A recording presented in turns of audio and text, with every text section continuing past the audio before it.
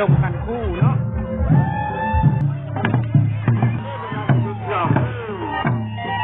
บ้านรักษานอนเนาะทางญาติ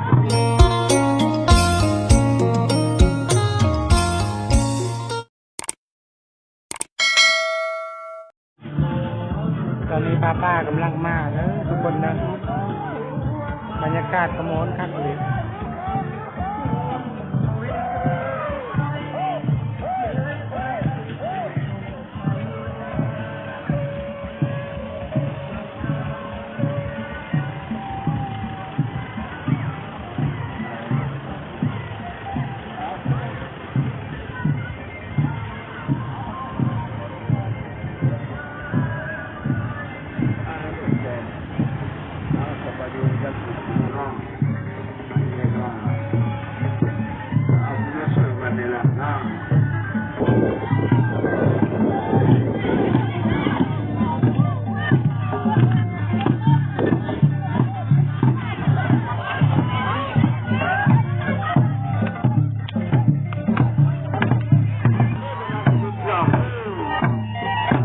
รักษานอนเนาะทางญาติพี่น้องหรือว่าทีมงานทางตะวันทุ่งมาฮอดกันวันอาทิตย์พี่น้องและวันรักษาดูกันเนาะเราจะ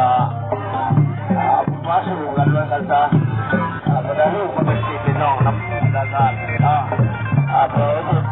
เพราะว่า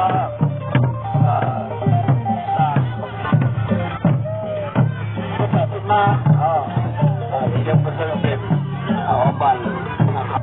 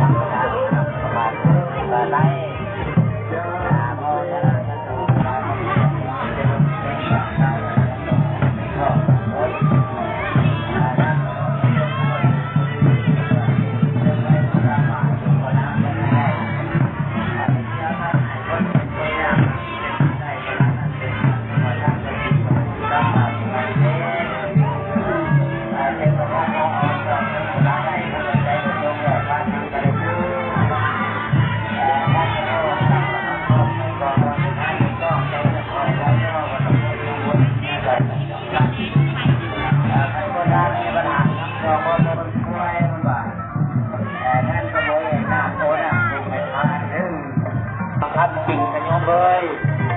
จริงเดียวทานไว้บัดตายไปที่ได้เพิ่งบ่ลงอยู่เพื่อนนั่นลงไหนอะไรสีขาว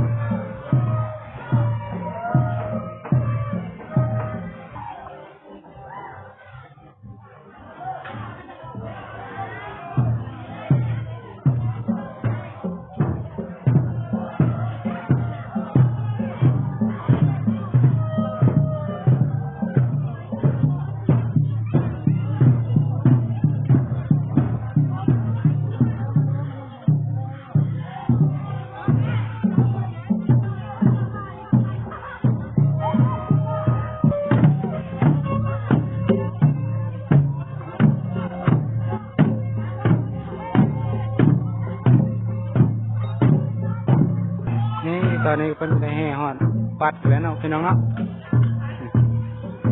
แต่ว่าเฮาในก็จังหวัดแห่อีกบ่จักเนาะตอนนี้เพิ่นก็สิกักเกมแล้วนะทุกคนเนาะกักเกมแห่แล้วเนาะ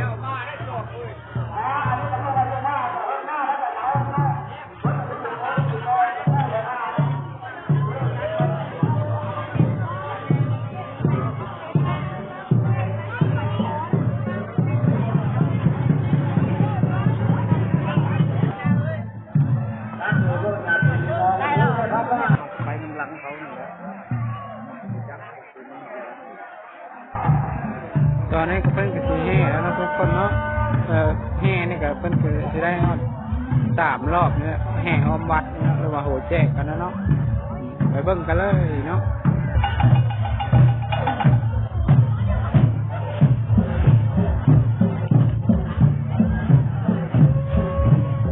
นี่นะเพิ่นก็สิแห่อ้อมโหแจกหรือว่าวัด3 รอบทุกคนตอนนี้ก็เพิ่นกำลังแห่กันแล้วเนาะว่าป้านี่ก็มาจากบ้านดงกันคู่เนาะ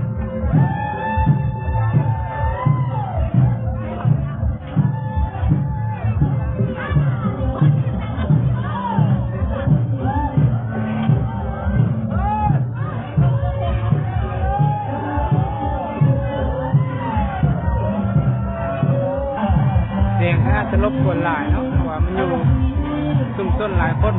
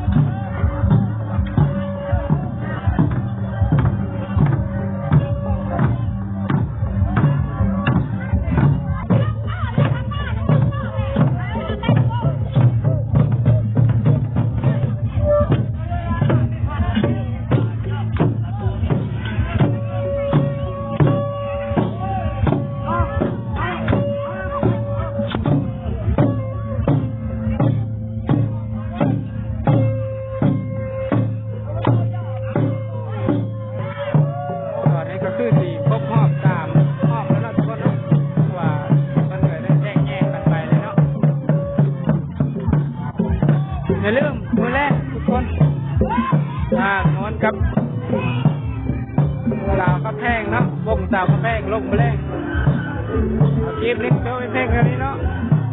คิดหน้าบอกกันไหมเด้อทุกคนเด้อ